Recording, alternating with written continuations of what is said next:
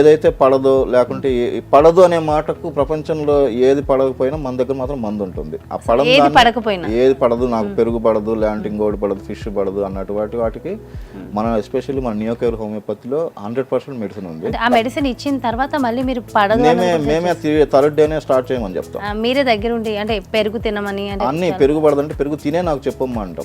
ఎలర్జీకి మన ఇమ్యూనిటీ లేకపోవడం వల్ల వస్తుంది. ఆ ఇమ్యూనిటీ పెంచడానికి మన దాంట్లో ది బెస్ట్ మెడిసిన్స్ ఉన్నాయి హోమియోపతి. అంతే 100% ఉంది ట్రీట్మెంట్. ఎందుకంటే పొలన్ ఎలర్జీ కానీ, డస్ట్ ఎలర్జీ కానీ, కొంతమంది పెట్స్ పెంచేటప్పుడు ఆ ఎలర్జీ ఉంటుంది, దానివల్ల రావచ్చు. ఎనీ ఎలర్జీ, ఫుడ్ ఎలర్జీ కానీ, ఇప్పుడు కొంతమందికి ఏదైనా పీనట్స్ కానీ అలా తింటే మొత్తం ఒళ్ళంతా వచ్చేస్తుంది, పీనట్ ఎనర్జీ ఉంటుంది. బాడీ మొత్తం మనకు ఇదవుతుంది, స్వెల్లింగ్ వస్తుంది. ఆ కేసులో మేము మా ఎదురుగానే కూర్చోబెట్టి తినిపించాం. విత్ ఇన్ ఆఫ్టర్ 15 days మంచిగా క్యూర్ అయింది.